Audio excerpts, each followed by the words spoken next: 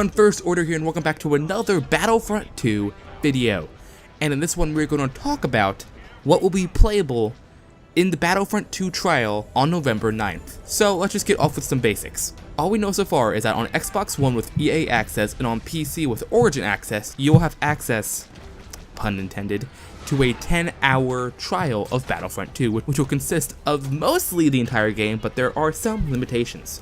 For example, you'll only be able to play 3 missions of the campaign, which means you cannot finish the entire campaign in 6 hours and have 4 hours left to go on multiplayer. On arcade mode, not every single arcade mission will be unlocked. You can only play 7 out of the unconfirmed full list. So yeah, anyway, let's get on to other things. Now, a person on Reddit, some_info, I think got access to some of the game because he posted a lot of stuff that only a person that played the game will know. So let's get off with the campaign. First, he suggests playing the campaign missions first because there are apparently some things in multiplayer that might spoil the campaign. For example, now I don't know anything because I have not played the game. I wasn't invited to LA to play the game. This is just me saying a theory that's really popular. What if Aiden joins the rebellion and then there's a voice line from a rebel saying like, traitor, I guess? I don't know, like, you said you were with us, like, you know what I mean? There could be some things in multiplayer that might give spoilers for the campaign, so we suggest playing the campaign first. And on top of that, if you play the campaign first, you get a lot of things. For some missions, you earn a loot crate box, and each mission will give you a certain amount of credits. Also, there are 3 types of difficulty: Explorer, Soldier, and Special Forces, so basically easy, medium, hard. The bots in the campaign won't be smarter as you progress through the difficulties, but they will get more HP and will inflict more damage. And he confirmed that the campaign won't end in the last mission, that there will be DLC campaign missions along with certain seasons. That I love to see, because I've actually heard rumors from other people that I've talked to in the community that the campaign will end with Battle Jakku, even though it's been promised that we'll get missions from episode 6 to episode 7. So the main campaign right now could end at the Battle Jakku. But through DLC seasons, we could unlock more missions from after Battle Jakku to episode 7, so Starkiller Base, which is really nice to see.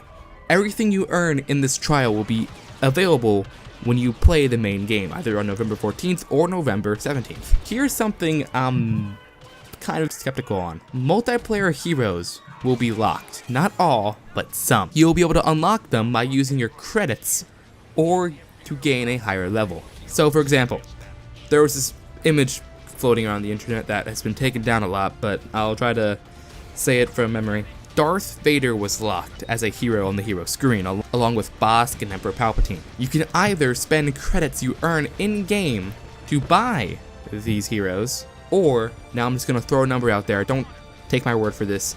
For example, let's just say Darth Vader, you have to reach level 25 in order to play as him, or you can spend 5,000 credits to just unlock him right now and play as him. I don't really like this idea, but I understand what they're coming from, like trying to keep people invested into the game, try to keep people playing, because in the last game there wasn't really a motive to rank up.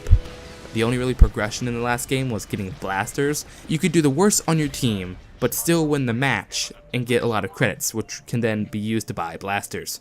So I see what they're doing, but I'm not a huge fan of it, but it's whatever. The hero's locked. Oh, okay. Ignore what I said about the credits. He confirms what credits will be available for what people.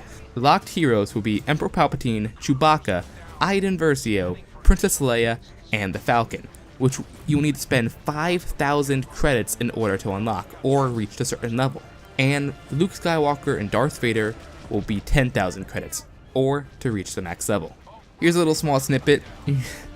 This actually hurts a lot for me.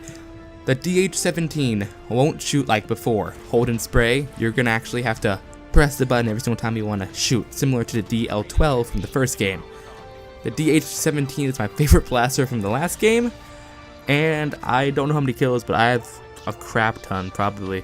So that's kind of disappointing for me personally. Another thing, Luke and all other Force users will have a cooldown on their lightsaber, which means that if you use it excessively, the character will slow down movement. That's kind of balancing out the whole lightsaber thing. I see why they did that. There's going to be no server browser, which is kind of depressing, so you can't go into Galactic Assault and then specify, I want to play Galactic Assault on Kamino. You can't do that. I see why they don't do that, because everyone is going to probably be choosing Clone Wars maps over like Endor or Hoth. But still, it's still kind of depressing to see that there won't be a server browser in Battlefront 2. And finally, the partner system may be reconsidered. For example, Hello Greedo did an entire video on that. I don't need to clarify what they're talking about. But right now, the whole spawning system with partners and your friends is kind of crap. Anyway, this is what's going to be available for everyone who has EA access or Origin access for Battlefront 2. And if you don't, well, all you really have to do is drop $5 on EA access or Origin access to play the full Battlefront 2 game for 10 hours. Now, this is for Xbox. I don't know if it's true, but if you have another account hooked up to your Xbox, apparently you can use up your 10 hours on your main account and then switch over to your secondary account through the Xbox HUD. So you have to go to the top left corner, like log out and then log into your other account. But then when you go into Battlefront 2, you know how it says choose an account? You can then choose your primary account through that and then keep up your progression into the new 10 hours with the other account. Don't quote me on that, I've seen multiple people talk about it, but it's worth a shot. Anyway, hope you guys enjoyed this video. If you did, drop a like and all that good stuff, and if you want to follow me on social media, the links to my Twitter and Instagram will be in the description below. Anyway, if you guys are new, why don't you subscribe? For all things Star Wars, this is the First Order, signing out. Go to target, watch